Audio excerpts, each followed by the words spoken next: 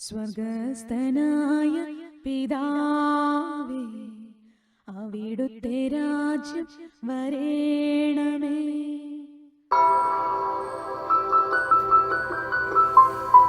ദൈവത്തെക്കുറിച്ചുള്ള അറിവാണ് ഏറ്റവും ഉന്നതമായ അറിവ്. നമ്മൾ ഈ ദിവസങ്ങളിൽ പ്രത്യേകിച്ച് ഇന്നലെയൊക്കെ ചിന്തിച്ചതായിരുന്നു.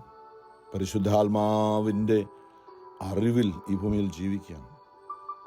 ഏറ്റവും ഉന്നതമായ അറിവ് ദൈവം നൽകുന്ന അറിവാണ്. സുഭാഷിതങ്ങളിലെ പ്രോവർബ്സിൽ 9 സോളമൻ എഴുതിയ ദൈവഭക്തിയാണ് ജ്ഞാനത്തിൻ്റെ ഉറവിടം. ദൈവഭക്തിയാണ് ജ്ഞാനത്തിൻ്റെ ഉറവിടം. ഞാനിത് എൻ്റെ ഇടവക പള്ളിയിലെ പ്രൈമറി സ്കൂളിൽ പഠിക്കുമ്പോൾ ഞാനിപ്പോഴും ഓർക്കുന്നത്, അന്ന് എൻ്റെ 3ാം ക്ലാസ്സിലൊക്കെ ഇരിക്കുന്ന സമയത്ത് അവിടെ എൻ്റെ ക്ലാസ് റൂമിലെ ഭിത്തിയിൽ ഇങ്ങനെ ദൈവവചനം എഴുതി വെച്ചിട്ടുണ്ടായിരുന്നു. എൻ്റെ മനസ്സിൽ ഇപ്പോഴും നിൽക്കുന്ന ഒരു വചനമാണിത്. ദൈവഭക്തിയാണ് ജ്ഞാനത്തിൻ്റെ ആരംഭം. ഇങ്ങനെ ദൈവഭക്തിയാണ് ജ്ഞാനത്തിൻ്റെ ആരംഭം. ദൈവത്തെക്കുറിച്ച് പഠിക്കാൻ, ലോകത്തിൻ്റെതായ ജ്ഞാനത്തിൽ വളരാൻ സ്കൂളിൽ ചേർത്തപ്പോൾ അതോടൊപ്പം തന്നെ ദൈവത്തെക്കുറിച്ചുള്ള അറിവിലും നമുക്ക് ലഭിക്കാവുന്ന ഏറ്റവും വലിയ ഭാഗ്യം അതാണ്. അതോട് നന്ദി പറയാം. നമ്മളുടെ വിശ്വാസത്തെ ഓർത്ത്, നമ്മളുടെ പാരമ്പര്യങ്ങളെ ഓർത്ത്, നമ്മുടെ പിതാക്കന്മാരെ ഓർത്ത്, നമ്മുടെ മാതാപിതാക്കളെ ഓർത്ത്, കുഞ്ഞുനാളിൽ നമ്മളെ ദൈവത്തോട് ചേർത്ത് നിൽക്കാൻ നമ്മളെ സഹായിച്ച നമ്മുടെ സൺഡേ സ്കൂൾ അധ്യാപകർ, ഇടവക വൈദികർ, കന്യാസ്ത്രീകൾ, അവർക്ക് നമുക്ക് നന്ദി പറയാം. നമ്മളുടെ ജീവിതത്തിൽ ദൈവത്തിൻ്റെ ഒരു ഇടപെടൽ. കാരണം നമ്മൾ ഇന്ന് ഇല്ലിനോയ് സ്റ്റേറ്റിന് വേണ്ടി ഷിക്കാഗോയിൽ നിന്ന് പ്രാർത്ഥന തോമസ് ആരംഭിച്ചപ്പോൾ തോമസ് ഓർമ്മിച്ച കർത്താവ് എൻ്റെ ഇടയനാകുന്നു.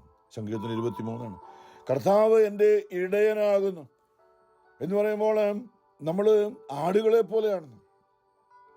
ബുദ്ധിയില്ലാത്ത ലോകത്തിൻ്റെ കാര്യങ്ങൾ മാത്രം ചിന്തിച്ച് ആടിന് ഒറ്റ കാര്യമുള്ളൂ. എവിടെയെങ്കിലും നല്ല പച്ചപ്പുല്ല് അല്ലെങ്കിൽ രുചിയുള്ള കാര്യങ്ങളാണെങ്കിൽ അതെന്താണെങ്കിൽ അത് കടിച്ച് പറിച്ച് തിന്നണം. അതെന്താണെന്ന് നമ്മുടെ നല്ല നട്ട ചെടികളോ നമ്മൾ നട്ട ഫലവൃക്ഷങ്ങളോ ഒക്കെ ആയിരിക്കും, അതിനത് ചോട്ടമൊന്നുമില്ല. അതിന് രുചിയുള്ളതെല്ലാം കടിച്ച് ചവച്ച് ചിലത് ഇവിടെ ഫ്ലോറിഡയിൽ വന്നപ്പോൾ നമ്മുടെ കൂട്ടായ്മയിലുള്ള പല കുടുംബങ്ങളിലും കൃഷി നല്ലതായിട്ട് ചെയ്യുന്നവരാണ്. അപ്പോൾ ആടുമുണ്ട് ചിലർക്കൊക്കെ. അതിലൊരു പോളുണ്ട്. അദ്ദേഹം എന്നോട് പറഞ്ഞു ഓർക്കുന്നു, അദ്ദേഹം ഏതോ ഒരു നല്ല നാട്ടിൽ നിന്ന് കൊണ്ടുവന്നതാണ്, അത് ഇവിടെ അങ്ങോട്ട് കിട്ടിയതാണ്. അദ്ദേഹം അത് നട്ടുപിടിപ്പിച്ചു. ആട് ഉണ്ടായിരുന്നു. ആട് ഒരിക്കൽ പിള്ളേരാരുണ്ടോ തുറന്ന് വാതിലടയ്ക്കാതെ പോയി അത് വന്ന് അത് കടിച്ചു തന്നു. ആട് കടിച്ചാൽ പിന്നെ അത് വളരെയില്ല എന്ന് അദ്ദേഹം പറഞ്ഞു. ഞാൻ പറഞ്ഞു വരുന്നത്, വിവരമൊന്നുമില്ല ആടിന്. നമുക്ക് ഇഷ്ടമുള്ളതാണോ, നമുക്ക് നല്ലതാണോ, നമുക്ക് വേണ്ടപ്പെട്ടതാണോ, ആടിന് രുചികരമായിട്ടുള്ളതൊക്കെ തിന്നിട്ട് പോകും. ഏതാണ്ട് നമ്മെക്കുറിച്ച്, മനുഷ്യവർഗത്തെക്കുറിച്ചുള്ള ദൈവത്തിൻ്റെ ചിന്ത പറച്ചിൽ അങ്ങനെയാണ്. അതല്ലേ യെശയ്യാ തന്നെ പറഞ്ഞാണ്. കർത്താവ് പറയുന്നുണ്ടല്ലോ സുവിശേഷത്തിലെ യോഹന്നാനിലൊക്കെ പറയുന്നത്, ഞാൻ നല്ല ഇടയനാകുന്നു. ഇടയൻ ആടുകൾക്ക് വേണ്ടി ജീവൻ അർപ്പിക്കുന്നു. ആടുകൾക്ക് മുമ്പേ ഇടയൻ പോകുന്നൊക്കെ. അത് പറയാൻ കാരണം, നമ്മൾ യെശയ്യായുടെ പ്രവചനം, യേശുക്രിസ്തുവിനെ കുറിച്ചുള്ള പ്രവചനത്തിന്റെ ഭാഗമായിട്ട് പലപ്പോഴും നമ്മൾ ചിന്തിച്ചാണ്. യെശയ്യാ 53 പറയുന്നുണ്ട്, 6-ാമത്തെ വചനം, ആടുകളെ പോലെ നാം വഴിതെറ്റിപ്പോയി എന്ന് പറഞ്ഞാൽ കാണുന്നതും രുചിയുള്ളതും ശരീരത്തിന്റെ ആഗ്രഹങ്ങളും ഒക്കെ ആയിട്ട് നമ്മൾ ഇങ്ങനെ അലഞ്ഞു നടന്നു. ആർക്കെങ്കിലും ദോഷം വരുത്തുന്നുണ്ടോ, നമ്മൾ ചെയ്യുന്നത് നന്മയാണോ തിന്മയാണോ എന്നൊന്നും അറിയില്ല. നമുക്ക് ഇഷ്ടമുള്ളതൊക്കെ ചെയ്തുകൊണ്ട് നമ്മളിങ്ങനെ ആടുകളെ പോലെ നാം വഴിതെറ്റിപ്പോയി. ഇന്ന് നമുക്ക് ചിന്തിക്കുമ്പോൾ, എൻ്റെ ദൈവമേ, എന്തൊരു അബദ്ധം അങ്ങനെ പറ്റിപ്പോയില്ല. അല്ലെങ്കിൽ അങ്ങനെ എന്നിട്ടും ഞാനിങ്ങനെ ചിന്തിക്കും, എന്നിട്ടും അവിടുന്ന് തന്നെ പരിപാലിച്ചു. വഴിതെറ്റിപ്പോയ ആടുപോലെ കാട്ടിൽ മുൾച്ചെടികളുടെ ഇടയിൽ കുരുങ്ങി, അല്ലെങ്കിൽ ചെന്നായോ കടുവായോ പുലിയോ ഒക്കെ പിടിച്ച് ജീവൻ പോകേണ്ട, അല്ലെങ്കിൽ സാത്താന്റെ അലറിപ്പായുന്ന സിംഹത്തെ പോലുള്ള സാത്താന്റെ കൈ കൊണ്ട് അടിച്ചു വീഴ്ത്തപ്പെട്ട് തീരേണ്ടതായിരുന്നു എൻ്റെ ജീവിതം. അവിടുന്ന് തേടി വന്നുകൊണ്ട് വ്യക്തിപരമായി, നമ്മുടെ വ്യക്തിപരമായിട്ടായിരിക്കാം, കുടുംബത്തെ ആയിരിക്കാം, സമൂഹത്തെ ആയിരിക്കാം, നമ്മുടെ ആ ഒരു രീതി ചിന്തിക്കുമ്പോൾ, എൻ്റെ ദൈവമേ, നിന്നിൽ നിന്ന് അകന്നുപോയ ആടുകളെ പോലെ നാം വഴിതെറ്റിപ്പോയി. നാം ഓരോരുത്തരും സ്വന്തം വഴിക്ക് പോയി. നമ്മുടെ അകൃത്യങ്ങൾ കർത്താവ് അവൻ്റെ മേൽ, യേശുവിൻ്റെ മേൽ ചുമത്തി. അതെ, നമ്മളെ സംരക്ഷിച്ചു. കൈവിടപ്പെട്ട പഴയ നിയമത്തിലൊരു കാര്യമുണ്ട്. അതായത് അവര് ഒരു ആടിനെ കൊണ്ടുവന്നിട്ട് അതിൻ്റെ തലയിലോട്ട് പുരോഹിതൻ കൈവച്ചിട്ട് ജനങ്ങളെല്ലാം അവരുടെ പാപങ്ങൾ ഏറ്റുപറയും. മനുഷ്യർ അവര് ആ സമൂഹം മുഴുവനും അവരുടെ പാപങ്ങൾ ഏറ്റുപറയും. എന്നിട്ട് പുരോഹിതന് ആ പാപം മുഴുവനും ആടിന്റെ മേൽ അങ്ങോട്ട് ചുമത്തുകയാണ്. ഈ ആടാണ് കുറ്റക്കാരൻ. ഈ മനുഷ്യരിൽ ഏറ്റുപറഞ്ഞ പാവങ്ങളൊക്കെ ഇപ്പൊ ആടിന് മേൽ വെച്ചിട്ട് ആടിനെ ഒരാള് ദേവാലയത്തിൽ നിന്ന് കൊണ്ടുപോയി പട്ടണത്തിന്റെ പുറത്തേക്ക് കൊണ്ടുപോയി കാട്ടിൽ അതിനെ ഉപേക്ഷിക്കും, തിരിച്ചു വരാൻ പറ്റാത്ത രീതിയിൽ. നമുക്കറിയാം എന്താ സംഭവിക്കുന്നത്. ആ ആടിനെ പിച്ച് ചീന്തി, ആ ആടിനെ ചെന്നായ്ക്കള് അല്ലെങ്കിൽ സിംഹമൊക്കെ അതിനെ പിച്ച് ചീന്തി ഇല്ലാതാക്കുമ്പോൾ ഈ മനുഷ്യരുടെ പാപങ്ങളും ഇല്ലാതാകുന്നു എന്നായിരുന്നു അവരുടെ വിശ്വാസം, യഹൂദ പാരമ്പര്യ വിശ്വാസം. അതുകൊണ്ട് തന്നെയാണ് യേശുവിനെ ക്രൂശിക്കാനായിട്ട് തീരുമാനമെടുത്തപ്പോൾ പ്രധാന പുരോഹിതൻ പറഞ്ഞു, ജനത്തിന്റെ പാപത്തിനു വേണ്ടി ഒരുവൻ വിച്ഛേദിക്കപ്പെടുന്നത് ഉചിതമാണ്. അവനത് വൈരാഗ്യത്തോടെയാണ് പറഞ്ഞത്. ദൈവവചനമോ ദൈവഹിതമൊന്നും ഓർത്തല്ല, പക്ഷെ അത് ദൈവഹിതമായിരുന്നു. നമ്മുടെ പാപങ്ങൾക്ക് വേണ്ടിയാണ് അവൻ മരിച്ചതെന്ന് അവൻ്റെ തലമുറയിൽ ആരറിഞ്ഞു എന്ന് യെശയ്യാ 51 തന്നെ പറഞ്ഞിട്ടുണ്ട്. അവരാരും അറിയാതെയാണ് അവനെ മരണത്തിന് വിധിച്ചത്, പക്ഷെ അത് ദൈവഹിതമായിരുന്നു.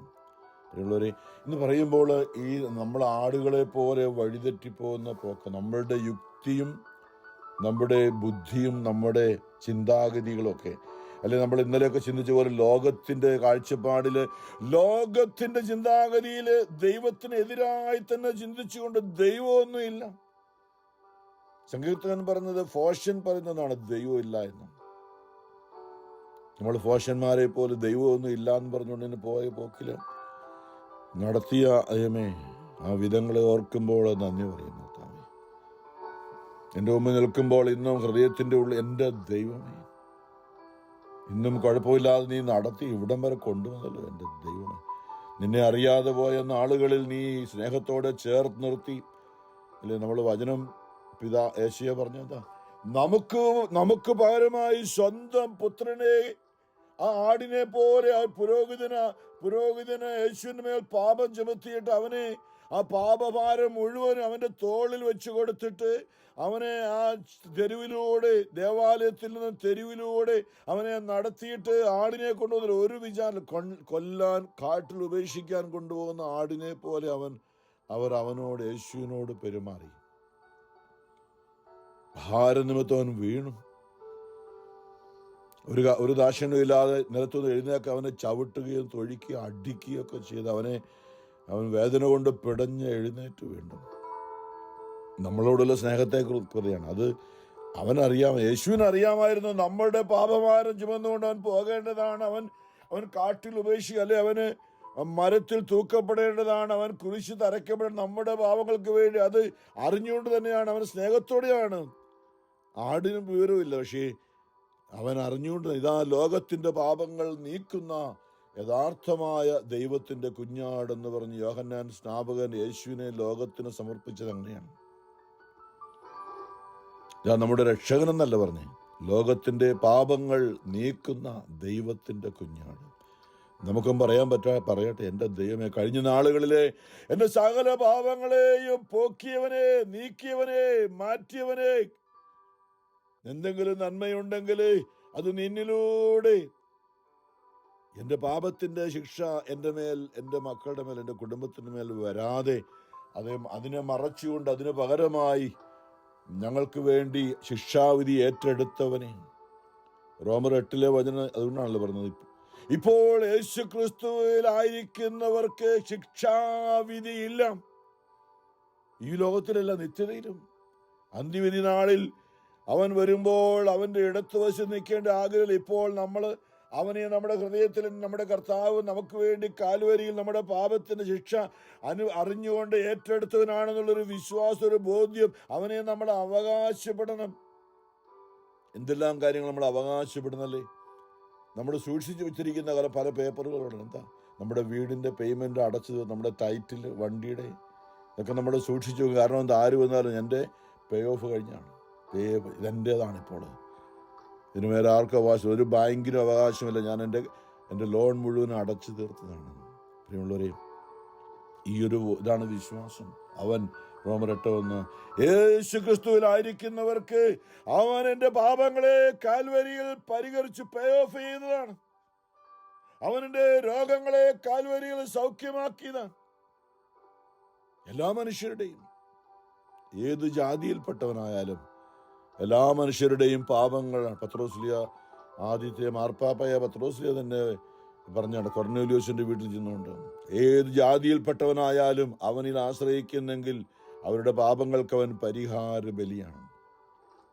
എന്നാൽ നമ്മൾ ഇന്നും ഇതൊക്കെ അറിയാമെങ്കിലും സഭയിലായിരിക്കുമ്പോഴും പരിശുദ്ധാത്മാവിനെ മാമോദീസായിലൂടെ ഓരോ കുദാശകളിലൂടെ സ്വീകരിച്ചുകൊണ്ട് നമ്മൾ ജീവിക്കുന്നവരാണെങ്കിൽ പോലും നമ്മുടെ ഈ ശരീരം ഉണ്ടല്ലോ, ഈ ശരീരം വഞ്ചനയാണ്.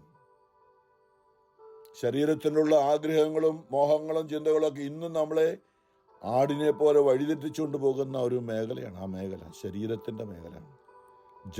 ജഡമോഹം എന്ന് പറയുന്നത് പൗലോസ് അതേക്കുറിച്ച് പറയുന്നു. റോമർ 7 അനേകം നമ്മൾ ചിന്തിച്ചതാണ് അല്ലേ. പൗലോസ് പറയാണ്, ഞാനൊരു ദുർഭകനായ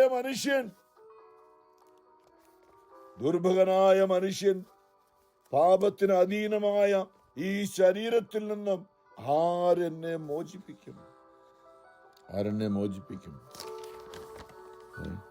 നന്മ ചെയ്യണമെന്ന് ആഗ്രഹമുണ്ട്, പക്ഷേ എൻ്റെ ശരീരം എന്നെ എപ്പോഴും പാപത്തിലേക്ക് കൊണ്ടുപോവുകയാണ്. ഞാൻ പാപം ചെയ്തു പോവുകയാണ്. എൻ്റെ ശരീരത്തിൽ പൗലോസ് റോമർ 7:16 പറയുന്നുണ്ടല്ലോ, ഞാൻ ഇച്ഛിക്കാത്തത് പ്രവർത്തിക്കുന്നെങ്കിൽ നിയമം നല്ലതാണ് ഞാൻ അറിയുന്നു, എന്നാൽ നമ്മൾ ഈ ദൈവകൽപ്പനകളും തിരുസഭയുടെ കൽപ്പനകളും ദൈവവചനങ്ങളും ഒക്കെ നല്ലതാണെന്ന് അറിയാവുന്ന എന്തുകൊണ്ടാണ്? നമുക്കറിയാം ഇതില്ലെങ്കിൽ നമ്മൾ പോയി പാപം ചെയ്യും.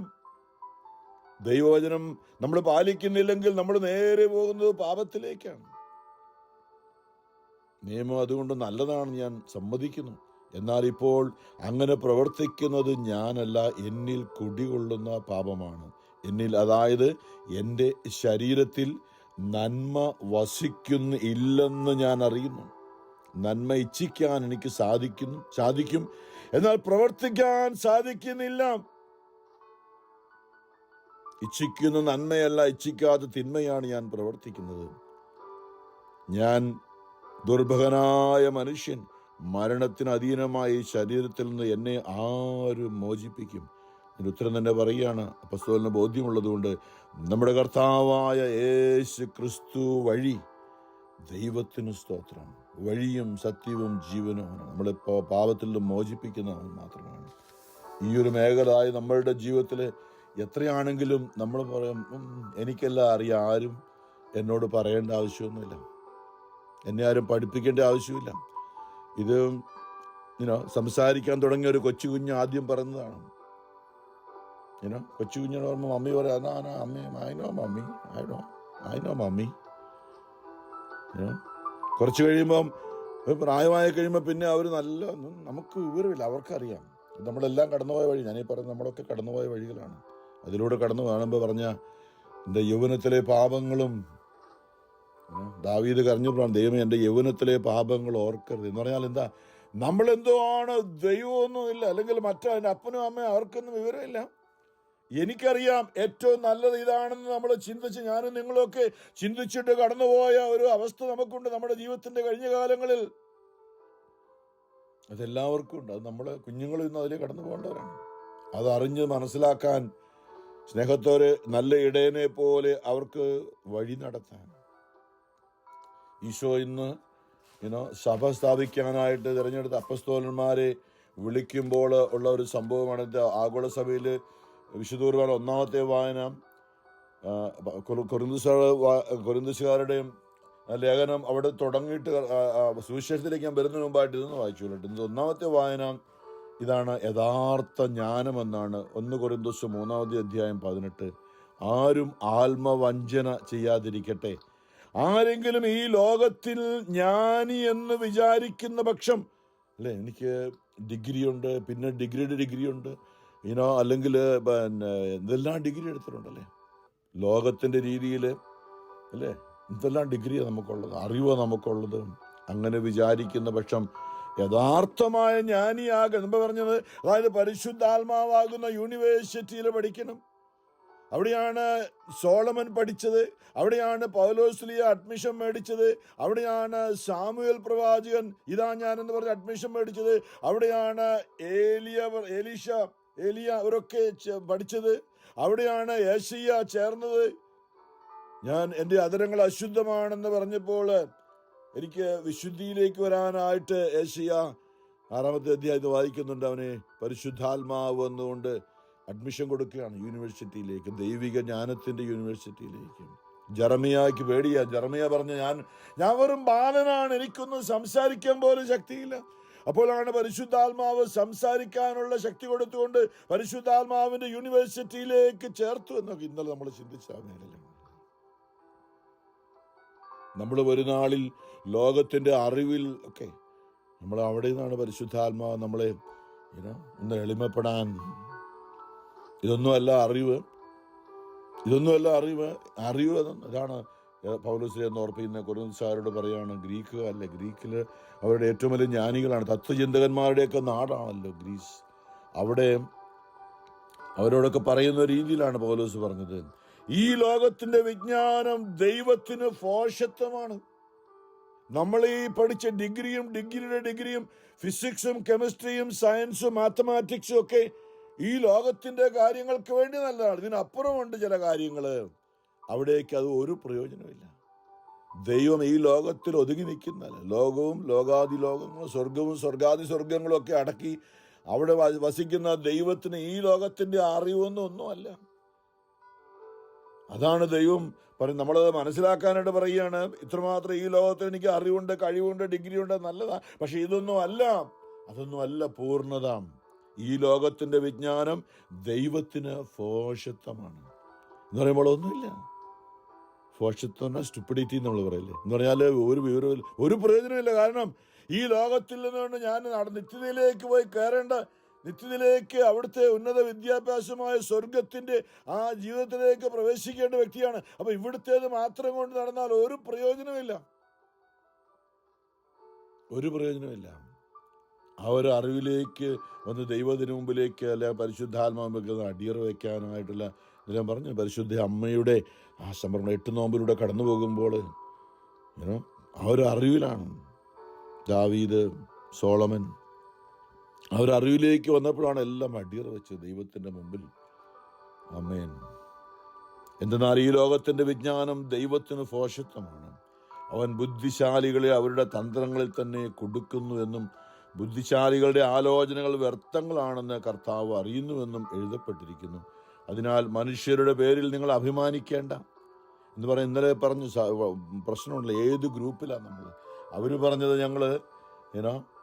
ഞങ്ങൾ അപ്പോളോസിൻ്റെ ആണോ, ഞങ്ങൾ കേപ്പായുടെ ആണോ, പ്രശ്നമുണ്ട്. അവിടെ വഴക്കുണ്ടായിരുന്നു ആദ്യമ സഭയിൽ തന്നെ. അപ്പോളോസിൻ്റെ ഗ്രൂപ്പും കേപ്പായുടെ ഗ്രൂപ്പും ഓരോരുത്തരും പറയും ഇതാണ് ശരി, ഞങ്ങളുടെ ഗ്രൂപ്പാണ് ശരി, ഞങ്ങൾ വാദിക്കുന്നത് ശരി. ഇന്ന് നമ്മൾ അത് തന്നെയല്ലേ ഏകദേശം 2024 ജീവിക്കുമ്പോൾ ഇന്നും നമ്മൾ പറഞ്ഞുകൊണ്ടിരിക്കുന്നതാണ് ഞങ്ങൾ പറയുന്നതാണ് ശരി. നമ്മുടെ ഇടയിൽ തർക്കങ്ങളും ഭിന്നതകളും സഭയിൽ, കുടുംബത്തിൽ, ഭാര്യയും ഭർത്താവും തമ്മിൽ, മക്കളും മാതാപിതാക്കളും തമ്മിൽ എന്തെല്ലാമാണ്. രാഷ്ട്രീയ പാർട്ടികൾ 2 പാർട്ടി ഭിന്നിച്ചും അല്ലെ 3 ഞങ്ങൾ പറയുന്നതാണ് ശരി എന്നുള്ള അതിനുവേണ്ടി എന്തെല്ലാം ബഹളങ്ങളും വിപ്ലവങ്ങളും നടക്കുന്നു. അതെല്ലാം വെറും ഭോഷത്വമാണെന്നുള്ള ഒരു അറിവിലേക്ക് വന്ന് ദേവരുമ്പിലേക്ക് അടിയറ വയ്ക്കാം. പൗലോസ് പറയുകയാണ്, അതിനാൽ മനുഷ്യരുടെ പേരിൽ നിങ്ങൾ അഭിമാനിക്കേണ്ട, എല്ലാം നിങ്ങളുടെ സ്വന്തമാണ്, ഈ ലോകത്തിൻ്റെതാണ്. പൗലോസും അപ്പോളോസും കേപ്പായും ലോകവും ജീവനും മരണവും ഇപ്പോഴുള്ളവും ഉണ്ടാകാനിരിക്കുന്നതും എല്ലാം നിങ്ങളുടെ തന്നെ, നിങ്ങളാകട്ടെ ക്രിസ്തുവിൻ്റേതും. ആ ഒരു അറിവാണ്. ഈ ലോകത്തെല്ലാം ഉണ്ട്, പക്ഷെ നമ്മൾ ക്രിസ്തുവിൻ്റെതാണ്. അതിലെ ഒരു പുരുഷന്റെ ശിരസ് ക്രിസ്തു ആയിരിക്കട്ടെ എന്ന് 11-ാമത്തെ അധ്യായത്തിലേക്ക് കൊരിന്ത്യർ 1-ാമത്തെ ലേഖനത്തിലേക്ക് വരുമ്പോൾ പൗലോസ് പറഞ്ഞു വെക്കുന്നതാണ്. പുരുഷന്റെ ശിരസ് ക്രിസ്തു ആയിരിക്കട്ടെ എന്ന് പറയുമ്പോൾ ഗ്രാജുവേറ്റ് ചെയ്യാൻ തലയിൽ ആ ക്യാപ്പ് വെക്കുമല്ലോ. ക്രിസ്തുവിനെ നമ്മുടെ തലയിലെടുത്ത് വെക്കാൻ ആ ക്യാപ്പ് പോലെ ഗ്രാജുവേഷന് വേണ്ടിയിട്ട്, സ്വർഗത്തിന്റെ ഗ്രാജുവേഷൻ, അവന്റെ പുരുഷന്റെ ശിരസ് ക്രിസ്തു ആയിരിക്കട്ടെ. നിങ്ങളാകട്ടെ ക്രിസ്തുവിൻ്റെതും ക്രിസ്തു ദൈവത്തിൻ്റെതും. നോക്കണം, ഉന്നതങ്ങളിലുള്ള ദൈവത്തിൽ നിന്നും ഐക്യപ്പെട്ട ക്രിസ്തുവാണ് നമ്മളെ ഗ്രാജുവേറ്റ് ചെയ്യിക്കുന്നത് സ്വർഗത്തിന് വേണ്ടി, നിത്യതയ്ക്ക് വേണ്ടിയിട്ട്. ഇന്ന് സങ്കീർത്തനം, ആഗോള സഭയിലെ സങ്കീർത്തനം, നമ്മൾ തോമസ് ഓർപ്പ് സങ്കീർത്തനം 23, അതിന് തൊട്ടടുത്ത് തന്നെയുള്ള സങ്കീർത്തനം 24 നമ്മൾ എന്താ പറഞ്ഞത്? ഹൃദയം ഒന്ന് തുറക്കാനായിട്ട്, മനസ്സൊന്ന് തുറക്കാനായിട്ട്, ഈ ദൈവത്തിന്റെ ജ്ഞാനം സ്വീകരിക്കാൻ. ലോകത്തിന്റെ ജ്ഞാനത്തിന് വേണ്ടി എത്രയോ വർഷങ്ങൾ പഠിച്ച് രാവും പകലും ഉറക്കമടച്ചിരുന്ന് പഠിച്ചും എന്തെല്ലാം കാര്യങ്ങൾ ഗവേഷണം നടത്തിയൊക്കെ നമ്മൾ നേടിയെടുത്ത ആ പഠനവും ഗ്രാജുവേഷനും പിന്നെ ഡിഗ്രിയും പിന്നെ ഡോക്ടറേറ്റും ഒക്കെ എന്തുമാത്രം നമ്മൾ അതിനുവേണ്ടി ബുദ്ധിമുട്ടി. ഈ ദൈവത്തിന്റെ ഗ്രാജുവേഷൻ, ദൈവത്തിന്റെ ആത്മാവിന് വേണ്ടി ഈ സങ്കീർത്തനം 24 നമ്മളെ ഒരു എൻട്രൻസ് ടെസ്റ്റ് പോലെയാണ്. ഈ 24 സങ്കീർത്തനം, അതുകൊണ്ട് ഈ കൂട്ടായ്മയുടെ കർത്താവ് പറഞ്ഞ എല്ലാ ഭവനങ്ങളിലും സങ്കീർത്തനം 24 തുറന്നു വെക്കട്ടെ എന്ന് പറയുമ്പോഴല്ല, ഈ ഒരു 24 നമ്മൾ വളർന്നു വരണം. നമ്മുടെ മക്കൾ എന്താ പറഞ്ഞ്, ഭൂമിയും അതിലെ സമസ്ത വസ്തുക്കളും ഭൂതലവും അതിലെ നിവാസികളും കർത്താവിൻ്റെതാണ്. ദൈവമാണ് സൃഷ്ടിച്ചത്. തന്നെ ഇങ്ങനെ ഉണ്ടായത്. ലോകം പറയുമ്പോൾ ഇത് തന്നെ ഉണ്ടായതാണ്. കോമൺ സെൻസ് ചിന്തിക്കാൻ പോലെ തന്നെ ഉണ്ടാകാൻ പറ്റത്തില്ല. ഇത്രയും കോംപ്ലക്സ് ആയ ഈ കാര്യങ്ങളൊക്കെ ഇത് തന്നെ എങ്ങനെ ഉണ്ടാകുന്നത്? പക്ഷെ ചിലരങ്ങനെ പറയാ, അല്ല ഇത് തന്നെ ഉണ്ടായതാ. കാരണം എന്താ? ദൈവത്തെ അംഗീകരിക്കാൻ നമ്മുടെ ഈ ജഡം, ഈ ശരീരം, നമ്മുടെ ഈ ശരീരത്തിൽ വസിക്കുന്ന ദുഷ്ടാരൂപി, പാപം വസിക്കുന്ന ഈ ശരീരം, മനസ്സ് ഒരിക്കലും സമ്മതിക്കില്ല. ഇത് ദൈവം സൃഷ്ടിച്ചാണ്. എത്രയോ പേർ അങ്ങനെ ജീവിച്ച് മരിച്ചുപോയി, ഇല്ല ദൈവം ഇല്ല എന്ന് പറഞ്ഞുകൊണ്ട്. പ്രിയമുള്ളവരെ, അവിടെയാണ് പറഞ്ഞത് ഭൂമി അതിലെ സമസ്ത വസ്തുക്കൾ. സങ്കീർത്തനം 24 ഭൂമിയും അതിലെ സമസ്ത വസ്തുക്കളും ഭൂതലവും അതിലെ നിവാസികളും കർത്താവിൻ്റെതാണ്. സമുദ്രങ്ങൾക്ക് മുകളിൽ അതിനെ അടിസ്ഥാനം ഉറപ്പിച്ചതും നദിക്ക് മുകളിൽ അതിനെ സ്ഥാപിച്ചതും അവിടുന്നാണ്. നമ്മൾ ഇടയ്ക്ക് ചിന്തിച്ചു, ഈ വെള്ളപ്പൊക്കവും പ്രളയവും ഒക്കെ ഉണ്ടായി ഭൂമി മൂടിപ്പോകാനും ദൈവം ആഗ്രഹിക്കിട്ടൊന്നുമില്ല. കര ഉയർന്ന് നമുക്ക് ജീവിക്കാനും സസ്യങ്ങൾക്കും മൃഗങ്ങൾക്കും ഒക്കെ വളരാനും ജീവിക്കാനും മനുഷ്യന് ജീവിക്കാനും വേണ്ടിയിട്ടാണ് കരയെ ദൈവം സൃഷ്ടിച്ചത്. ഇന്ന് കരയൊന്നും ഇല്ലാത്ത രീതിയിൽ പലയിടത്തും കര മൂടി വെള്ളം വന്നുകൊണ്ടിരിക്കുകയാണ്. ദൈവത്തെ തള്ളിക്കളഞ്ഞതുകൊണ്ടാണെന്നാണ് പരിശുദ്ധാത്മാവ് നമ്മളെ ഓർമ്മിപ്പിക്കുന്നത്. കർത്താവിന്റെ മലയിൽ ആര് കയറും? അവിടുത്തെ വിശുദ്ധ സ്ഥലത്ത് ആര് നിൽക്കും? കർത്താവിന്റെ കൂടെ നിൽക്കാനായിട്ട്, നമുക്ക് അവിടുത്തെ മുമ്പിൽ ഒന്ന് അടിയറ വെക്കാനായിട്ട്, അല്ലേ? ഈ കർത്താവ് തിരഞ്ഞെടുത്ത ഇസ്രായേൽ മക്കളെ മോചിപ്പിക്കാനായിട്ട് മോശ അങ്ങോട്ട് ഈസിയായിട്ട് കയറി ചെല്ലാൻ തുടങ്ങിയപ്പോൾ കർത്താവ് പറഞ്ഞു, അവിടെ നിൽക്കുക, നിന്റെ പാദങ്ങളിലെ ചെരുപ്പുകൾ അഴിച്ചു മാറ്റിയിട്ട് നമുക്ക് ആ മലയുടെ മുകളിലേക്ക് കയറാം. കാരണം അത് അതിവിശുദ്ധമാണ്. നമ്മളിലെ ജഡികതയും നമ്മളിലെ ദൈവത്തെ എതിർക്കുന്ന മനോഭാവമൊക്കെ ഒന്ന് ഉപേക്ഷിച്ചിട്ട്, ദൈവമേ നീയാണ് സർവ്വത്തിൻ്റെ സൃഷ്ടാവും കർത്താവും എന്ന് അംഗീകരിച്ചിട്ട് ദൈവത്തോട് ചേർന്നിക്കാൻ, വിശുദ്ധ കുർബാനയിലേക്ക് പ്രവേശിക്കാൻ, തിരുസഭയിലേക്കൊന്ന് എത്തി നോക്കാൻ, നമ്മുടെ ഉള്ളിലെ അശുദ്ധിയും വെറുപ്പും വിദ്വേഷവും വാശിയും വൈരാഗ്യവും ഞാനെന്ന ഭാവവും എൻ്റെ കഴിവും എൻ്റെ യുക്തിവാദവും എൻ്റെ ബുദ്ധിചിന്തകളും ഒക്കെ ഒന്ന് മാറ്റിവെച്ചിട്ട് മാത്രമേ എനിക്ക് ദൈവത്തിൻ്റെ വിശുദ്ധിയിലേക്ക്, കാരണം അപ്രാപ്യമായ വിശുദ്ധിയും പ്രകാശവുമാണത്, അവിടേക്ക് നമ്മൾ ഞാൻ എന്ന ചിന്ത കൊണ്ട് ഒരിക്കലും കയറാം. കാരണം ദൈവം മാത്രമാണ് ഞാനെന്ന് പറയുന്നവൻ. നമുക്ക് ഞാനെന്ന് പറയുമ്പോൾ നമ്മൾ ദൈവത്തിൻ്റെ സ്വയം നമ്മൾ ദൈവങ്ങളാകണം. അവിടെയാണ് ദൈവമേ ഞാൻ പാപിയാണെന്നൊക്കെ പറയുന്നു. ഇന്ന് പത്രോസ് ആണ് പറയുന്നത്. അവിടെ സുവിശേഷത്തിലേക്ക് വരുമ്പോൾ അവിടുത്തെ വിശുദ്ധ സ്ഥലത്ത് ആര് നിൽക്കും? കളങ്കമറ്റ കൈകളും നിർമ്മലമായ പ്രവൃത്തിയിലും മനസ്സിലും നിർമ്മലതയുള്ളവൻ, മിഥ്യയുടെ മേൽ മനസ്സ് പതിക്കാത്തവന്, കള്ളസത്യം ചെയ്യാത്തവനും തന്നെ അവൻ്റെ മേൽ കർത്താവ് അനുഗ്രഹം ചൊരിയും. രക്ഷകനായ ദൈവം അവന് നീതി നടത്തി കൊടുക്കും. ഇപ്രകാരമുള്ളവരാണ് അവിടുത്തെ അന്വേഷിക്കുന്നവരുടെ തലമുറ. അവരാണ് യാക്കോബിൻ്റെ ദൈവത്തെ തേടുന്നത്. വീണ്ടും കവാടങ്ങൾ എന്ന് പറയുമ്പോൾ പുരാതനമായ നമ്മുടെ ഹൃദയ കവാടങ്ങൾ യേശു വെളിപാട് 3 പറഞ്ഞ്, കണ്ടാലും ഞാനിതാ വാതിക്കൽ മുട്ടി വിളിച്ചുകൊണ്ട്, നമ്മുടെ ഹൃദയ കവാടത്തിൽ ഈശോ മുട്ടി വിളിച്ചുകൊണ്ട് പരിശുദ്ധാത്മാവായി നമ്മുടെ ആത്മാവിലേക്ക് കടന്നു വരാനായിട്ട് ഞാൻ പലപ്പോഴും ഓർമ്മിച്ചു. ആരാധന എന്ന് പറയുന്നത് റോമർ 12 പറഞ്ഞില്ലേ, നമ്മുടെ ശരീരത്തെയും മനസ്സിനെയും ദൈവത്തിനായി തുറന്നു കൊടുക്കുന്നതിനാണ് യഥാർത്ഥ ആരാധന എന്ന് പറയുന്നത്. കാരണം നമ്മുടെ ആത്മാവ്, നമ്മുടെ ശരീരവും മനസ്സും എന്ന് പറഞ്ഞ പാപം വസിക്കുന്ന ശരീരവും മനസ്സും ദൈവത്തിന് മുമ്പിൽ അടിയറ വെച്ച് വിശുദ്ധമായി അനുതാപത്തോടെ എൻ്റെ ശരീരത്തെയും മനസ്സിനെയും ദൈവത്തിന് മുമ്പിൽ അടിയറ വെക്കുമ്പോൾ, ഞാൻ ശരീരത്തിൻ്റെ ആ വാതിലും മനസ്സിന്റെ വാതിലും ദൈവത്തിനായി തുറന്നു കൊടുക്കുമ്പോൾ, എൻ്റെ ശരീരത്തിൻ്റെയും മനസ്സിൻ്റെയും മേഖലകളിലൂടെ ദൈവം എൻ്റെ ആത്മാവിലേക്ക് കടന്നു വരികയാണ്. അപ്പോൾ എൻ്റെ ആത്മാവിന് ദൈവത്തോടൊപ്പം ആനന്ദത്തോടെ ദൈവത്തിൽ ആനന്ദിക്കുക, അതിനാണ് ആരാധന എന്ന് പറയുന്നത്. പലപ്പോഴും നമ്മൾ ചിന്തിച്ചാണ് ആത്മാവിലുള്ള ആനന്ദം. ശരീരത്തിന് നമുക്ക് നല്ല ഭക്ഷണം, ലോകത്തിൻ്റെ ജഡമോഹങ്ങളുടെ ഒക്കെ പിന്നാലെ പോയാൽ ഓർക്ക് ഇതാണ് സുഖം, ഇതാണ് ആനന്ദം എന്നൊക്കെ അല്ല. യഥാർത്ഥത്തിൽ നിത്യതയാണ് വരാനിരിക്കുന്നത്. അപ്പം അതിൻ്റെ ഒരു ആസ്വാദനമാണ് നമ്മുടെ ആത്മാവിന് ലഭിക്കാൻ പോകുന്ന ആനന്ദം ഈ ഭൂമിയിൽ. അതിന് നമ്മുടെ ഈ ശരീരവും മനസ്സും ഒന്ന് അടിയറ വെക്കണം. അതിനാണ് ആരാധന എന്ന് പറയുന്നത്. അതായത് ദൈവം നമ്മുടെ ആത്മാവിലേക്ക് വരാൻ നമ്മുടെ ശരീരവും മനസ്സും അത് തുറന്നു കൊടുക്കുന്നതാണ് ഇവിടെ പറഞ്ഞത്. കവാടങ്ങളെ ശിരസ് ഉയർത്തുവിൻ. അതായത് നമ്മളൊന്ന് ചെറിയ വാതിലാണെങ്കിൽ ഒന്ന് വലിയ വാതിൽ ഉയർത്തി പണിയല്ലേ. പള്ളിയുടെ പ്രധാന വാതിൽ ആനവാതിൽ എന്നാണ് പറയുന്നത്, ആനവാതിൽ. കാരണം എന്താ, അതിലൂടെ നമ്മൾ വലിയ തിരുനാളൊക്കെ വരുമ്പോൾ പ്രദക്ഷിണമൊക്കെ ആയിട്ട് കടന്നു പോകാനായിട്ട്, അല്ലെങ്കിൽ പെസഹ തിരുനാളിൽ യേശു കടന്നു പോയതുപോലെ കുരുത്തോലയൊക്കെ ഏന്തി മുത്തുക്കൊടയൊക്കെ ഉയർത്തി പിടിച്ചുകൊണ്ട് കടന്നു പോകാനും പ്രധാന വാതിൽ ആനവാതിൽ. നമ്മുടെ ഹൃദയത്തിന്റെ വാതിൽ ഒരു ആനവാതിലാകട്ടെ. ദൈവത്തിന് കടന്നു പോകുവാൻ, ദൈവത്തിന്റെ എല്ലാ കാര്യങ്ങളുമായി ദൈവത്തിന് കടന്നു വരാൻ നമ്മുടെ ഹൃദയവാതിൽ ഒന്ന് ഉയർത്തിപ്പണിയാൻ. കവാടങ്ങളെ ശിരസ് ഉയർത്തുവിൻ, പുരാതന കവാടങ്ങളെ ഉയർന്നു നിൽക്കുവിൻ, മഹത്വത്തിന്റെ രാജാവ് പ്രവേശിക്കട്ടെ. നമ്മുടെ ബുദ്ധിയിലും ചിന്തയിലും യുക്തിയിലും ഒക്കെ ഈ കർത്താവ് പ്രവേശിക്കട്ടെ എന്നാണ്. അതെ, ഇന്ന് സുവിശേഷം ഇന്ന് ലൂക്കാ സുവിശേഷം പരിശുദ്ധാത്മാ നമ്മളെ ഓർപ്പിക്കുന്നത് ഈ പത്രോസ് ലൂക്കാ 5-ാമത്തെ അധ്യായത്തിലേക്ക് പ്രവേശിക്കണം. അവിടെ ഞാൻ മുഴുവൻ വായിക്കുന്നില്ല. ജനങ്ങൾ തിങ്ങിക്കൂടിയപ്പോൾ അവിടെ പ്രസംഗിക്കാനുള്ള യേശു ശിഷ്യന്മാരെയൊക്കെ തിരഞ്ഞെടുക്കുന്നതിന് മുമ്പാണ്. അപ്പം നോക്കിയപ്പോൾ അവിടെ വലിയ ജനക്കൂട്ടമാണ്. അവനൊന്നും ഒരു പ്രസംഗ വീടൊന്നുമില്ലെന്നോ, മലയൊക്കെ ഇല്ല, അവിടെ കടൽ തീരത്തായിരുന്നു. അപ്പൊ അതുകൊണ്ട് ഈ ജനങ്ങളുടെ ഇടയിൽ നിന്ന് അവർക്ക് തന്നെ കാണാൻ വേണ്ടിയിട്ട് യേശു നോക്കിയപ്പോൾ ഒരു രക്ഷയില്ല. അപ്പോഴാണ് 2 വള്ളങ്ങൾ കരയോടടുത്ത് കിടക്കുന്നത് യേശു കണ്ടു. മീൻപിടുത്തക്കാർ അതിൽ നിന്ന് ഇറങ്ങി വല കഴുകുകയായിരുന്നു. ശിമയോന്റേതായിരുന്നു വള്ളങ്ങളിൽ ഒന്ന്. യേശു അതിൽ കയറി. നോക്കണം, ചോദിച്ചെന്നാൽ അങ്ങോട്ട് കയറിയിട്ട് കരയിൽ നിന്ന് അതിൽ കയറി. കരയിൽ നിന്നും അല്പം അകലേക്ക് വള്ളം നീക്കാൻ അവനോട് യേശു ആവശ്യപ്പെട്ടു. ഇത് ലോകത്തിൻ്റെതായ രീതിയിൽ അല്പം ഒന്ന് മാറി നിൽക്കാൻ ഈശോ നമ്മോട് ആവശ്യപ്പെടും. കാരണം എന്താ, അപ്പോഴാണ് ദൈവത്തിൻ്റെ കാര്യങ്ങൾ നമ്മളിലൂടെ മറ്റുള്ളവർക്ക്.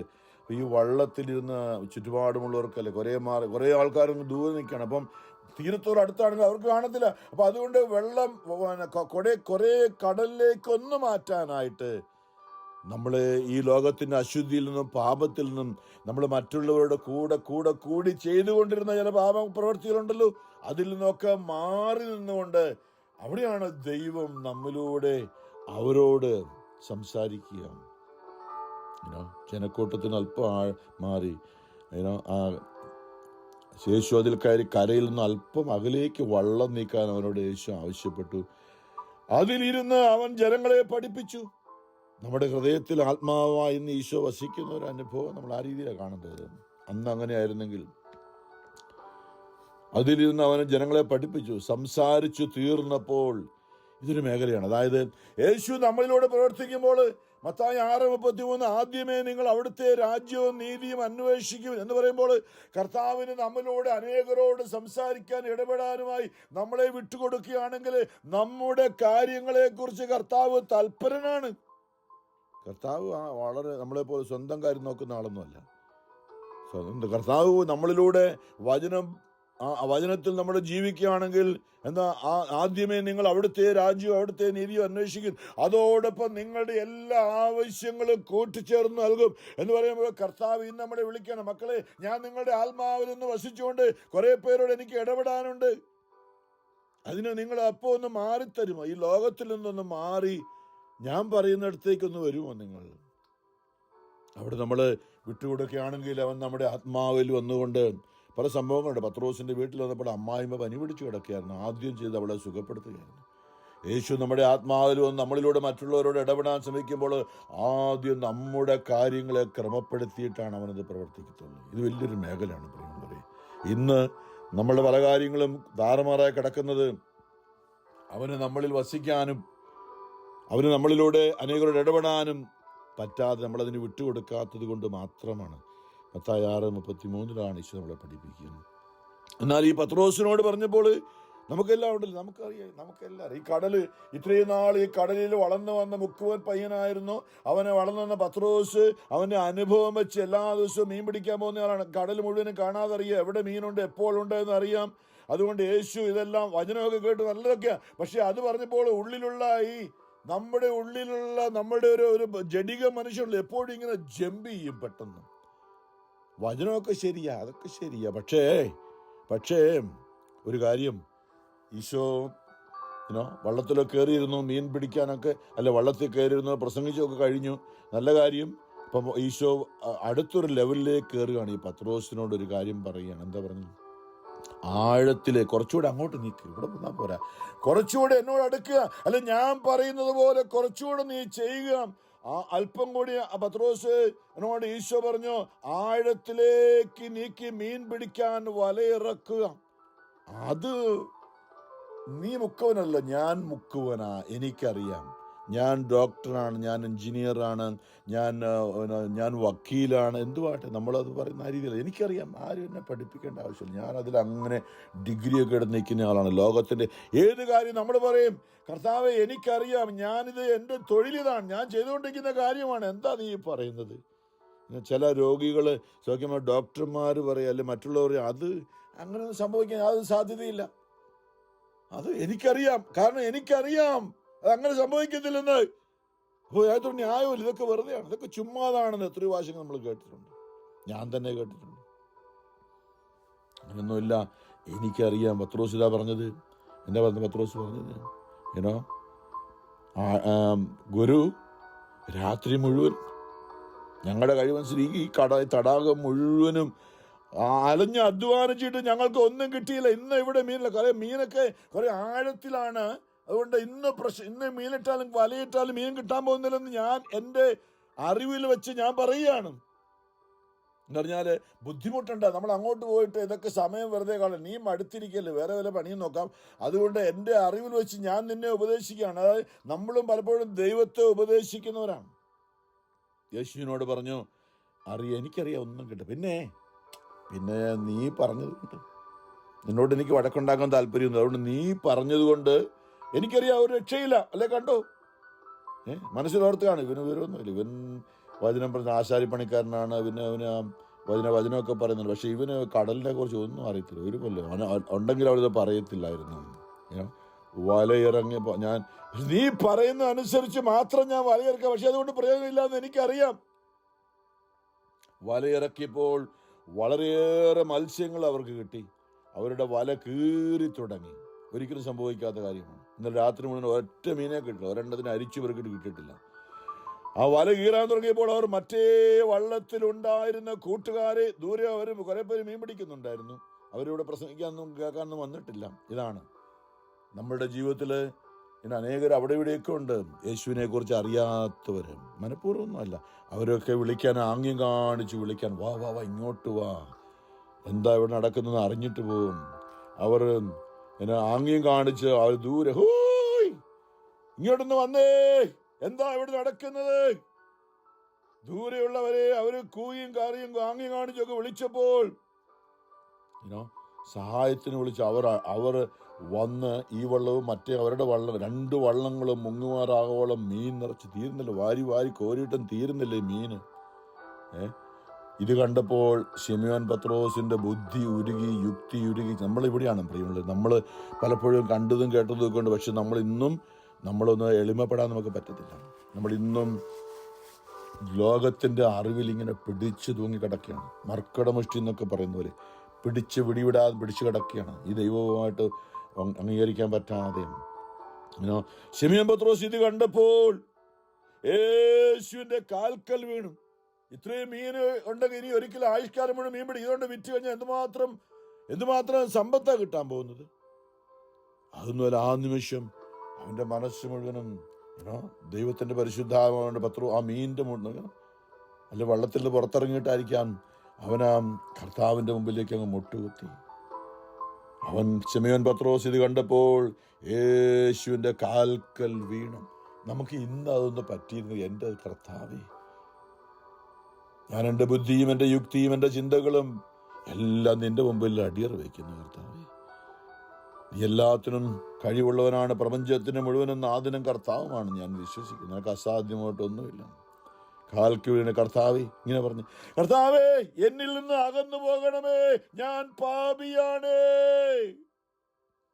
എന്ന് പറഞ്ഞു. എന്നാൽ തങ്ങൾക്ക് കിട്ടിയ മീനിന്റെ പെരുപ്പത്തെപ്പറ്റി ശിമയോനും കൂടെ ഉണ്ടായിരുന്നവരും അത്ഭുതപ്പെട്ടു. അതുപോലെ തന്നെ അവന്റെ പങ്കുകാരായ സെബദീപുത്രന്മാർ യാക്കോബും യോഹന്നാനും ഓർത്ത് നോക്കണം, അവരും കർത്താവിന്റെ അപ്പസ്തോലന്മാരായിട്ട് മാറി പിന്നീട്.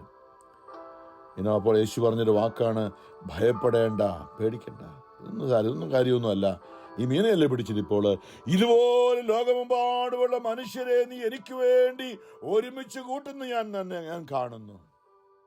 പത്രോസിന്റെ പിൻഗാമിയായ മാർപ്പാപ്പ ഇന്ന് ഇന്തോനേഷ്യയിലാണ്. ദിവസങ്ങളൊക്കെ യേശുവിനെ കുറിച്ച് അറിയാത്ത ഒരു ജനത അതിരുടെ ഇടയിലാണ് ഇപ്പം മാർപ്പാപ്പ പോയിരിക്കുന്നത്. ഞാൻ നിങ്ങളെ മനുഷ്യരെ പിടിക്കുന്നു. യേശുവിനെ കുറിച്ച് അറിയാത്ത അനേകരെ അവന് വേണ്ടി ചേർക്കുവാനായിട്ട് ബ്രൂണോയിൽ ആയിരിക്കുമ്പോൾ സഭയുടെ തലവനായ പത്രോസിന്റെ പിൻഗാമിയായ ഫ്രാൻസിസ് മാർപ്പാപ്പ ഇന്നും അത് ചെയ്തുകൊണ്ടിരിക്കുകയാണ്. ഇപ്പോൾ മുതൽ മനുഷ്യരെ പിടിക്കുന്നവരാകും. വള്ളങ്ങൾ കരക്കടുപ്പിച്ച ശേഷം എല്ലാം ഉപേക്ഷിച്ച് അവർ അവനെ അനുഗമിച്ചു. പരിശുദ്ധ പരമാ ദൈവകാരുണ്യനാഥനായ ഈശോയ്ക്ക് എന്നേരവും ആരാധനയും സ്തുതിയും പുകഴ്ചയും ഉണ്ടായിരിക്കട്ടെ.